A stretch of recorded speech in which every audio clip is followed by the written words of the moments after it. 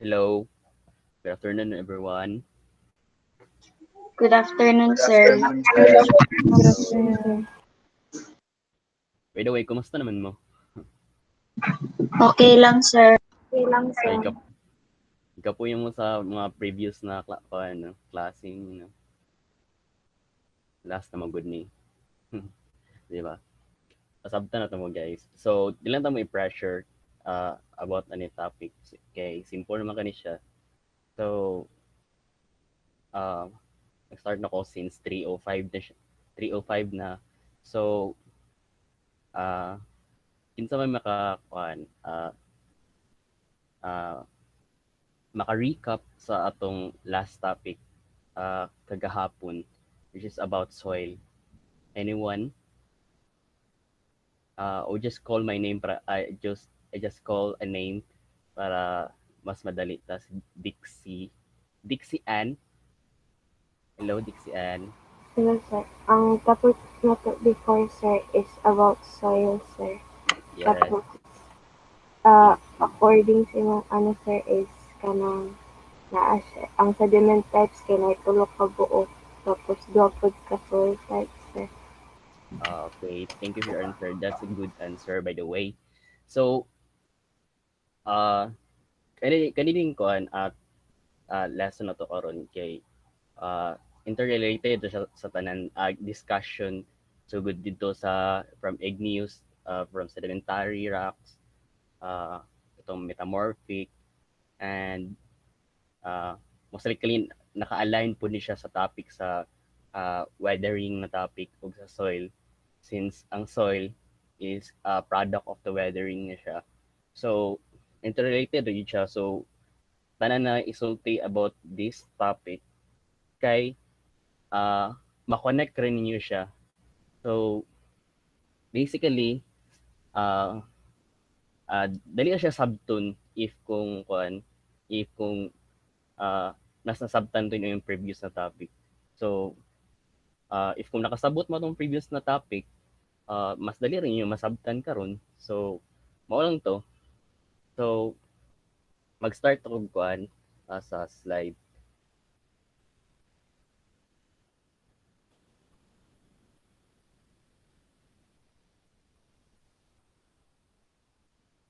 Hello, nakita rin niyo yung ang slide? Yes, sir. Yes, sir. Yes. Okay.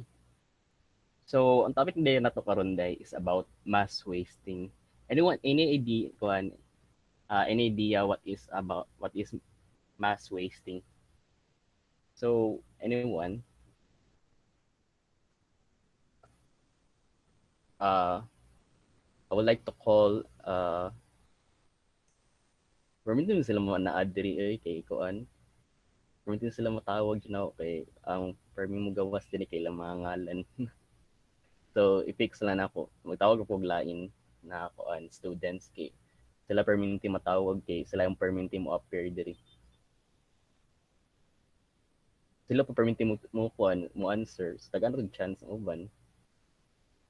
So, si Belka Luis, sakto ba ni? Sakto ba pronounce? Biel ka, sir. Belka, so, okay. Kuan, Belka. sir. Kanang related siya sa kanang mga slope bitaw, sir. Like kanang mga land formation nga slope, ano, sir. Okay. That's a very good question. So, mass wasting di ay uh, so mass wasting which is a synonymous with slope failure. So, it's the failure and downslope movement of rock or unconsolidated materials in response to gravity. Earth's surface is never perfectly flat, but instead consists of slopes. Some are steep and precipitous, others are moderate or gentle. Some are long and gradual, then others are short and abrupt. Some slopes are mantled with soil and covered by vegetation. Others consist barren rock and rubble. Their form and variety are great, although most slopes appear to be stable and unchanging. They are not static features because the force of gravity causes the material to move down slope. So basically, ang mass wasting is nitabo siya tungod sa gravity sa Earth. So within the existing of gravity, nadyo may tabo na uh, mass movement. So isa sa pinaka big factor kay since sa previous nato lesson nato kay wala man yun siya na mention ang gravity. Pero uh, kanina sa part sa mass wasting is dako ang factor ang gravity. Kay tungod uh, uh, especially kay yang movement bitaw or uh, for example rocks big kanang dako na kuan bitaw massive siya na kuan so due to the gravity adunay mass wasting na itabo. So so classification of mass wasting process. So types of material involved. So debris, mud, mud, rock, earth. So type of motion, fall, free fall of rock debris. Slide, earth materials move along in the surface. Flow, earth materials flow along with the viscous fluid. So creep, very slow and gradual movement of land. So kani siya tip na ko sa inyo kay simple lang kani siya wala na siya kanang warag cheat code bitaw kuan i-combine lang ninyo ang for example kay kuan uh, debris flow so inani bitaw debris flow uh, uh, rock fall so kung ma-connect na ninyo ni siya wala tag kung sa logic lang bitaw so if kung na rock flow, na earth flow, inana. So, di siya totally na interconnected siya tanan pero if kung logically if kung i-connect ninyo ni by isa-isa makuha rin ninyo ma-identify rin ninyo unsa ang kuan unsa kanang bitang kuan unsay formation sa kuan unsay kanang movement na hitabo dito sa kuan which is connected gid siya ani so nani so moto debris fall mudslide na rock fall na earth flow inan bitaw so that's it so as you have seen the picture mo ni siya ma example sa kuan uh, uh, picture na landslide. So, paano yung rock fall ni siya, 'di ba? Notice niyo dito sa kuan o na rock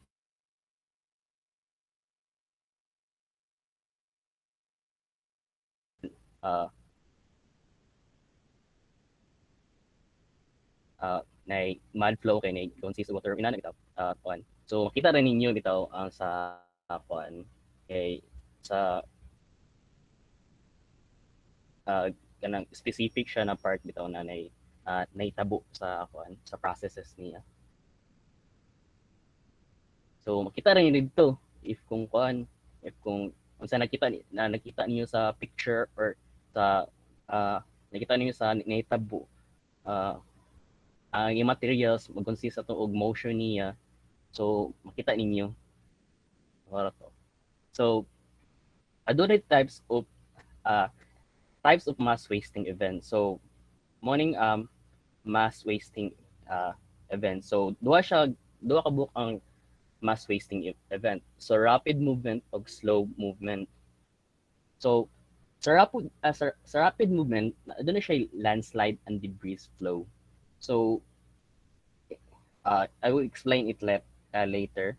So sunod is a slow movement. So duha din siya kabuok dai fast movement and slow movement. So creep and solidification. So siya.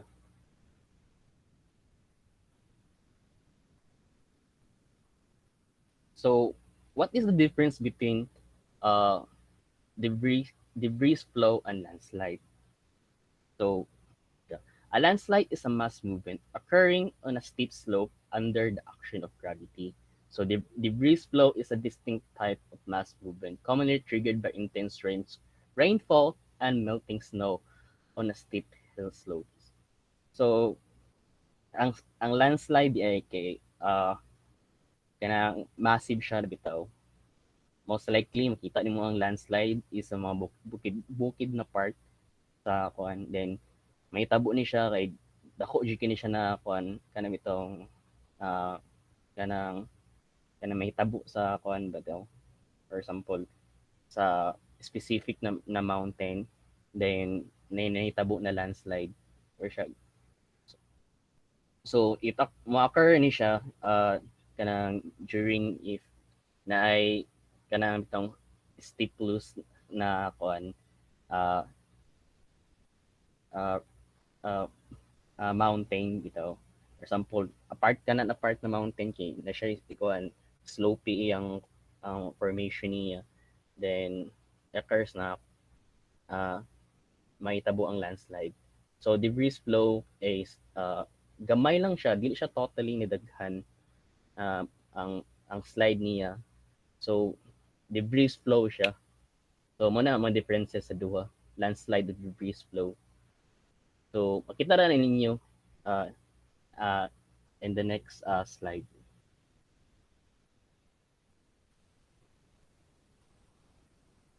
So landslide. So landslide is downslope movement of soil and rock under the direct influence of gravity. So mani siya, as you see the GIF, paspas yun kay siya. Paspas kini siya na naitabo within a second yun ni siya naitabo. Then daghan po kini siya, daghan po kayo. Kanang massive jud ayang kuan bitaw. Destruction if kung na landslide may tabo man gali. So auto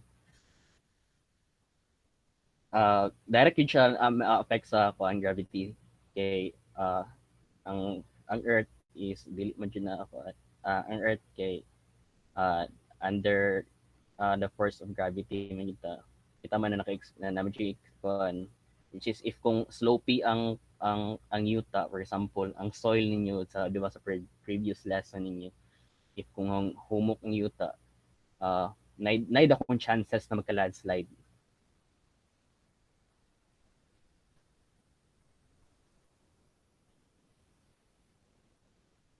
So types of landslide. So slope failure, the downward and outward movement of rock traveling as a unit as a series of units along a curved plane. So mali siyang slump. So makita ninyo na siya kuan, na siya slope na kuan bitaw. So kani sa upper part wala siya hagdanan bitaw. Notice niyo yung slump. Wala siya hagdanan yung forma. So kini sa picture kay makita ninyo isa lang na ang na kuan two-dimensional lang siya, pero if you tanaw mo siya in a bigger picture, dako gid ni siya na kuan. Pero ang i-compare nimo ang kuan, ang debris slide is small and rapid movement of large and consolidated material that slide. So nakita nimo ang debris slide is isa lang siya sa part sa kuan compare sa kuan sa slump na kuan uh, slope slope failure, then compare sa debris na slide. So isa lang yung makita niya, pero compare sa slump na kuan.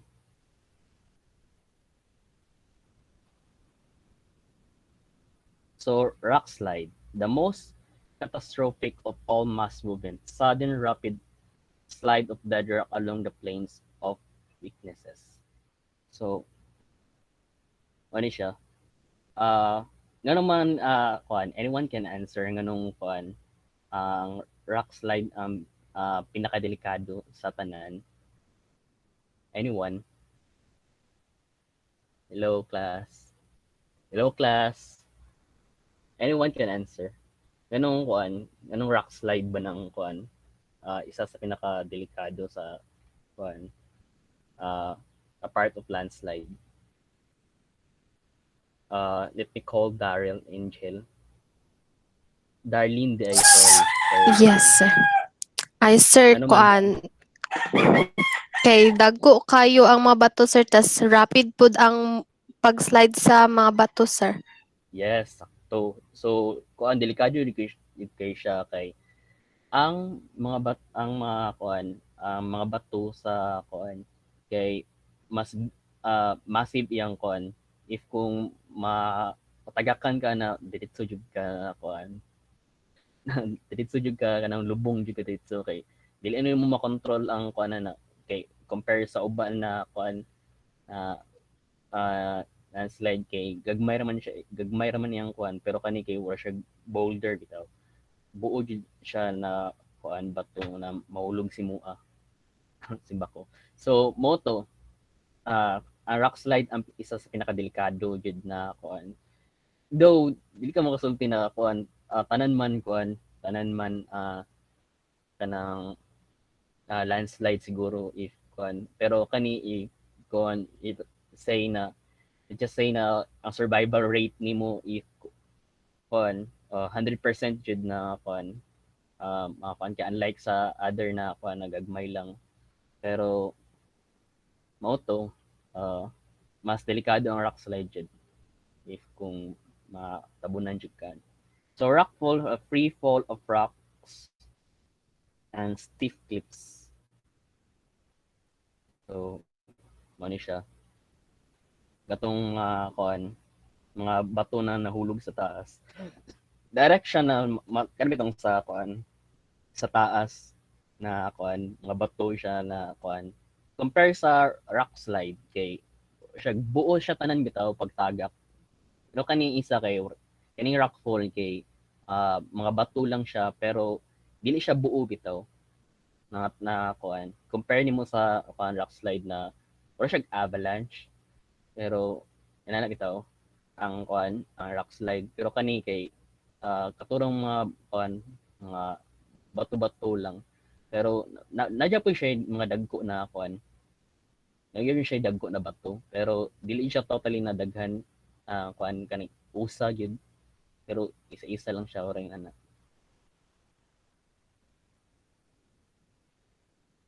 so rock slide in gaon Sugan Leyte so nitabo siya sa kuan sa sa Philippines o sa tuwa kay dagan buntag mountains ay kuan mountain mga bukid-bukid sa tuwa diri even though na kuandra even though na ang area sa tuwa kay kuan so maka-experience jud ani kita jud especially sa Philippines kay ang climate nato kay kuan man kanang sagala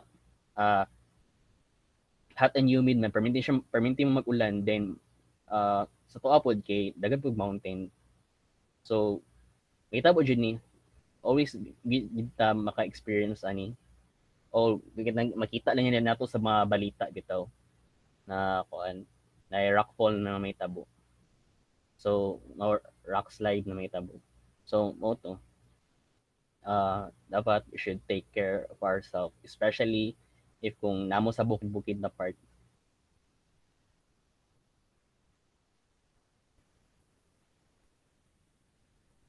okay so mo ning picture katong sa kuan rock slide sa Leyte na kuan dako kay siya na part notice ninyo na dako kay ang part sa kuan na namitong nagka-rock slide dako kay siya rag na natabunan na gid ni ang part sa kuan sa ubos bitaw so ano siya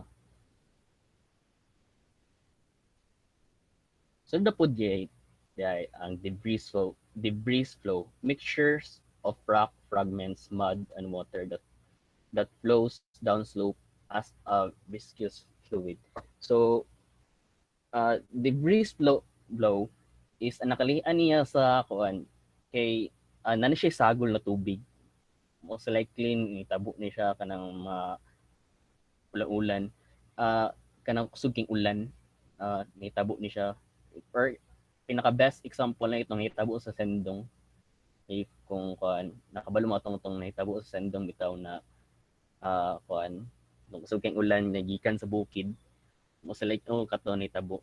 Ka remember mo ato? Kinsa mo higapuyo did kuan. Ako na time ato kay kuan narami sa balay pero doon ra mo sa tambo. Syudad naman na mo agad.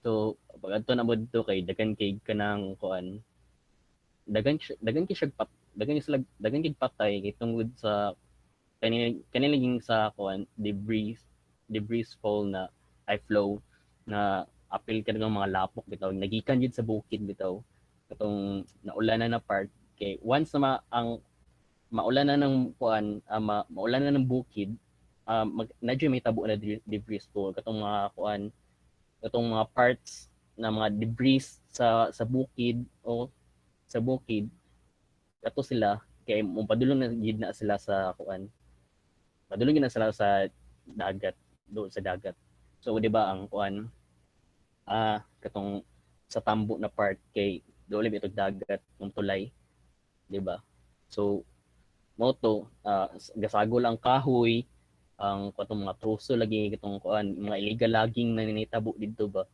then kato lagi so daghan kinamatay ato kay kuan tungod ani na kuan kay isod man i-controlon good if kung kuan so dili pud ka makakuan makabantay mo ganun if kung maka-experience kag kuan or sa kaning mga debris flow kay kanang once ra gyud siya mahitabo so ito 2012 new Bataan Compostela Valley debris flow. Rains brought by Typhoon Pablo so caused massive debris flow in barangay Andap in New Bataan Compostela Valley in December 4, 2012. So the mud flow boulders a gravel rush towards Barangay Adlap, which was on the mouth of steep mountain drainage network. At least 128 died and 150 went missing in the village. Was buried under the debris in the wake of this disaster. So mo to tong sa sendong na time, itong mga experience sa sendong. Though wala may nabahaan pero akong daghan kay kong classmate na panatugod namatay. Nung high school ba ko ana I remember high school pa ko mo ito debris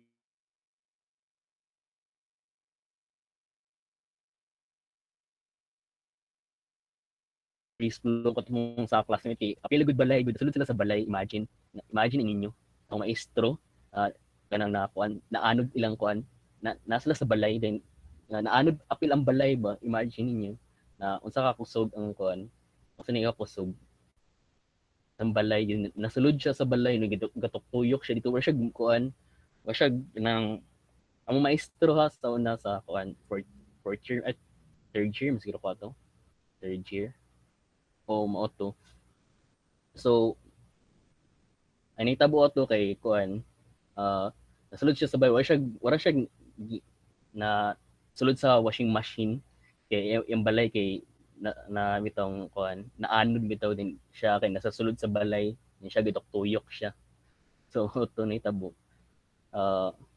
it's a very sad moment na kato na time pero dapat if kung ikaw papiliun sa imong self kay dapat piliun jud ninyo kung yung family na dapat kanang dili kay mo kuan ng bahaon na lugar or kanang kasagaran may landslide may tabo dapat magpalayo mo jud mo ana.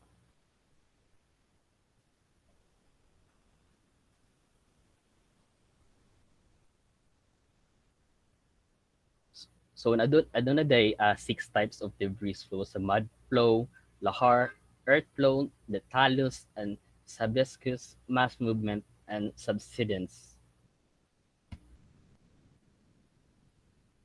So mud flow debris flow consisting of large percentage of silt and clay particles usually resulting from sudden heavy rain and thaw. So where siya So earth flow, the plastic movement of unconsolidated materials lying in a solid bedrock, usually help along by excessive moisture. Uh, kuan self-if ng story na ang kuan a picture itself or GIF itself. So so na doon na siya debris, di ba? Na kuan na existing na kuan debris. Dagan siya kuan na mga bato ni tubig sagol siya.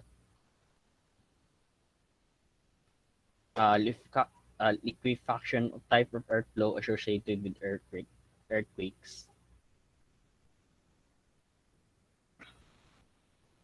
The next thing is lahar, or volcanic mud flow consisting of abundant loose and pyroclastic material that has accumulated at the foot of recently erupted volcano. So, Lahar on June 15, 1991, Mount Pinatubo in the Philippines exploded in the second largest volcano eruption on Earth this century. This eruption deposited more than 1 cubic mile or 5 cubic kilometers of volcanic ash and rock fragments on the volcano slopes. Within hours, heavy rains began to wash in the material down into surrounding lowlands. Giant and fast-moving mud flows called lahars. In the next 4 hours, rainy season lahars carried by half of the deposit on the volcano, causing even more destruction in lowlands and the eruption itself. So lahar, uh, kani siyang lahar is katong loose materials gikan sa volcanic bitaw na kuan nahitabo lang mga previously if kumukulan siya masagulag tubig mo siya mahitabo. So if kunay volcano sa part niyo dara most likely mo ni gini ma-experience you if kung pagumad og erupt sa volcano then na din kuan kaning ina ni kung mag-ulan sa part ninyo kay sa part ana na kuan sa ubos ana na part is pag ulan na siya mo na ma-experience dito sa kuan especially if kung doon mo kuan na volcano or na volcanic activity so mo siya mahitabo. So talos is a slope built up by the accumulation of rock fragments at the foot of the cliff of ridge.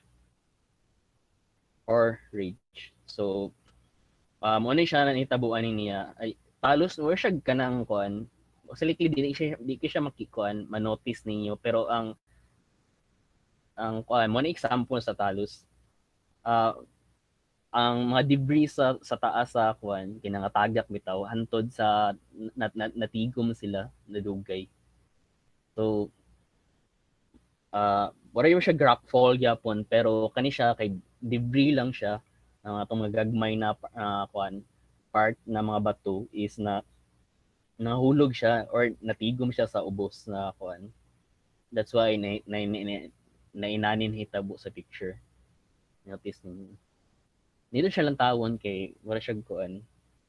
Wala siya another mountain na kuan na nibuo. Pero kani siya debris na siya gikan sa taas na nahitabo. If kung ma-weather din siya na part sa kuan kay matagak man ni siya. Matagak man mga debris ani niya. So kato nagkadugay is kay ma-stuck ang kaning mga debris diri. So subsidence is downward movement of earth materials lying on a near surface. Movement is essentially vertical, little or no horizontal component. So ang subsidence di kay wala siya katong kuan itong naitabo sa kuan America bitaw na kanang kuan sinkhole. Wala siya sinkhole. Most likely naitabo ning sinkhole if kung naay kay itong kuan if kung ang iyong pamaagi sa kuan sa tubig bitaw kay ginakuha mo kanang itong kuan ang pamaagi sa kuan ni bitaw kay gakuha mo kanang tubig sa ilalom sa kuan bitaw o kanang og mining pod may tabuan na kay if kung sige mo mine sa ilalom mong good simog kalot sa ilalom wala na mo support sa inyo sa kuan wala na mo support na yuta sa ilalom bitaw that's why magka kuan manotice to ninyo. Notice na ninyo. Kung always ninyo makita sa internet na dako ay siya bangag sa ilalom na sinkhole na sa Amerika, most likely sa Amerika kay ilang kuan man good water system kay kuan kay nasa ilalom nila gipaagi. That's why kanang kuan wala ni support na yuta sila din suddenly na nahulog ang yuta. Then makita mo sa kuan sa taas na footage or kanang kuan or sa Google Earth na kuan na footage na is dako ay siya bangag na kuan mo sila bisag asa gina mahitabo pero most likely mahitabo lang sa America region kay mo may lang pamaagi man gud sa kuan silang system man gud. So mo to if kung kuan for example if kung adunay mining sa inyo na ni chances na mahitabo ang subsidence sa inyo kung sa duol ninyo kay once mag-mine mo if ang yuta wala na maggunit sa ilalom mahugno gid siya tama ra gud na sa if kung kuan experiment na ninyo bitaw kung wala na maggunit sa yuta mahugno na siya. So sa viscous mass movement water is saturated sediments flowing sliding down slope of the sea floor. Most likely makita ninyo ni if katong kanang itong mga kuan isulti nila na ay mug kaligo dara kay kanang kuan kay mulalom kalit ang kuan so mo ni tabo siya ni tabo sa kuan na mukalit kalalom ang kuan so ang part na ni kay humok kay kuan bitaw humok na kayong kuan tungod sa kuan water ang sand niya seafloor niya na mukalit na siya kalubong na bitaw lakaw mo dira for example ligo mo din suddenly tingalan lang ka nilalom nagkalit so maninitabo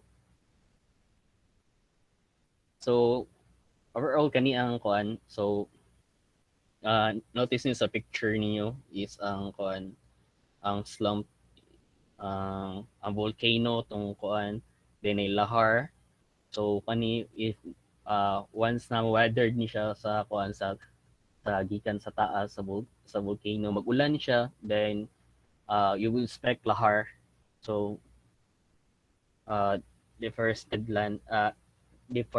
land and debris flow so then rock slide then rockfall so meron siya maning kanang 3D pictures niya about sa kuan so man siya na-explain na ni tanan. Yes. Also the slow movement. So if kunay rapid movement, napoy slow movement. So more difficult to recognize, they operate over long periods of time. They are probably responsible for the transportation of material than rapid and violent movements of rock and soil. So nadunay duha ka types sa slow movement, the creep and solidification. So creep is the slow downward movement of surface material that operates even on gentle slope with a protected cover of grass and trees. So creep is very slow mass movement that goes for years, even century. You can see creep happening, but leaning fences and posts, broken retaining wall show where it has taken place. So terraces are built by soil creep. The process is speed up by animals and walking along the tops of the terraces. So mo ni siya mitabo ay wala siya kuan wala siya ganamit ang kuan na kuan upward na hitabo diri sa kuan upper na part. So ang most likely dili kanyo ma-notice pero ang creep kay nitabo gyud siya in a long period of time dugay gyud siya mahitabo pero manotice na lang niyo kay if kung kuan kanang formation sa land ninyo kay makurbada na gid most likely may tabo ni siya kay if kung kuan kanang mga linog na kuan yung mga linog lagi most likely pod if kung yung lugar is dool siya kuan fault line sinana ang kuan man gud kay if moduol mo gud fault line kay ang part sa inyong yuta man gud ana kay mosaka man gud sa other kuan. Most likely from my experience po inyo og na creeps inyo kay inyong balay is magliki-liki siya. Then kuan wala siya iyang kuan iyang angle wala siya niubos.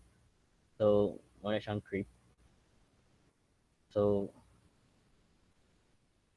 mo na example sa creep ay iyang yuta o ang kuan ang formation sa kuan niya kay ni wala siya ni down slope siya. And solifluction, so derived from the Latin solum or sol or to flow refers to downslope movement of debris under saturated condition. Most pronounced in the higher latitude where there is altering freezing toe of the ground. So should see most likely di kini makita sa kuan mura ni siya kanang kuan or siya wave na ni freeze bitaw sa kuan sa ang ground niya. So pinaka best example niya kay kuan kani solidification.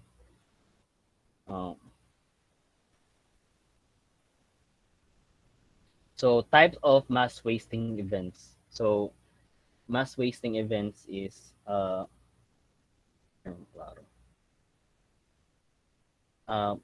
most may tabo niya kay is kanang katong faster rate ang kuan if kung wet ang climate is mas faster yang kuan may tabo compare diri sa kuan compare diri sa slow movement. So mo to siya.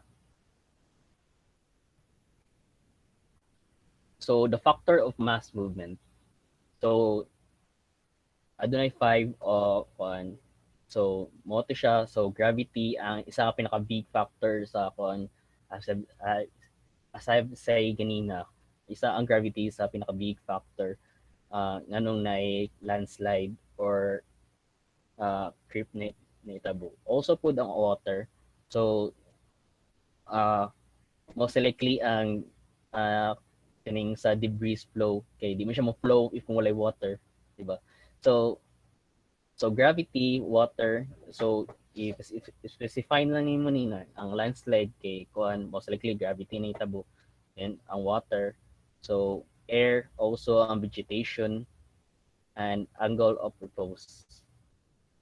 Isa pa ng kuan climate, ang rock type pod which katong rock type na mas dali siya makuan kanang dali siya ma-weathered na rock type. So mo siya mga kuan mga biktima sa mga mass wasting. So also po ng structure niya, so maka-affect po ng structures and seismicity. Okay. So gravity provides the energy for downslope movement of the surface, debris and bedrock. So motto self-explanatory siya. So water is heavy forces of all in the air out of pure space, and the surface tension is completely destroyed the whole mass and become susceptible to downslope movement. So once na water sige siya ulan mo dyan causes sa nanong na debris flow. So air is trapped beneath rapidly moving masses of rock debris, act as a caution, reduce the friction of the debris with the ground.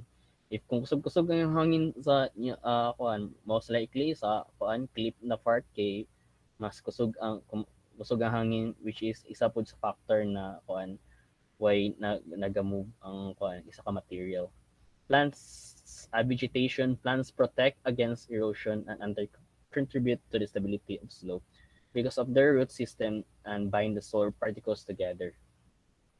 So isa din vegetation there, isa sa stop sa mga landslide. So the more vegetation makita ninyo, mas dakog chance na hold ang land, ang kuan atong yuta or atong mass wasting. Dako siya kuan, wala siya protection sa kuan sa land. So angle of repose, the maximum slope which rock or other loose material can remain stable. So climate in higher latitude, downslope movement may be promoted by freeze-thaw cycle. So the rock type, certain rock types such as shale may become slick when wet is so overlying rocks slide along with the shale. The structure, bedding planes, alignment of crystals as well as joints falls may present planes along with materials. So seismicity provides additional energy, especially post and critical angle of stability. So, yun siya explanatory niya siya tayo kay naraman niya sa mga previous topic niya. So, controls of mass wasting. So, contour farming. So, contour farming is di siya makita na to, pero ang contour farming ng good kay wala siya katong kuan, wala siya art. If we search niyo sa Google, wala siya ang forma niya, wala siya art. If para kuan ang soil niya is kanang di ko totally na kuan familiar sa contour farming, pero bituyo ni siya para kuan para sa soil niya para I don't know exactly if you go kuan sa contour farming. Yeah, I never seen that before, contour farming before. So terracing, so itong terracing is kita ba dyan mga tanan tong mga sa rice terraces na slope na kuan, slope siya na kanang itong kuan land. So isa pud ang kuan ang terracing sa maka-hold sa mass wasting. So the nets, kung kining nets kay so makita gini sa kuan sa C3 na road, di ba? I've noticed ninyo na ang kuan terracing kaning di ba, pag tuloy niyo C3 makita ninyo ni na siya yung mga nets, planting different crops, dikes, installation of drainage system. So isa sa pinaka big factor ang drainage system sa kuan, especially sa syudad. If kung kuan kanang kanang agianan sa kuan sa tubig, okay, once walay tarong na drainage system, dako ay chances na ang kuan ang may tabo tong mga kuan, mga mud flow or kuan kay mas stuck ng tubig, wala siya ma-wave yung kuan bitaw. So that's why dapat important din siya kayong kuan drainage system, especially sa syudad na part. So adding vegetation. So the more kuan vegetation, the more siya mas ang land kay makontrol sa kuan kanang tubig. And lastly is kani usa lagi gi-translate ra i-paraphrase ra tong sa activity ninyo, pero moto kini siya na kuan discussion is gi-paraphrase na ni siya sa tong klaseng ay katong sa kuan niyo karon activity niyo karon. So any question regarding sa topic na to karon? Hello? Hello, class? Wala na yung question? Kung wala na yung question kay pwede na mo kuan. Pwede na mo proceed sa kuan katong sa Discord ninyo. Goodbye, class. Goodbye, sir.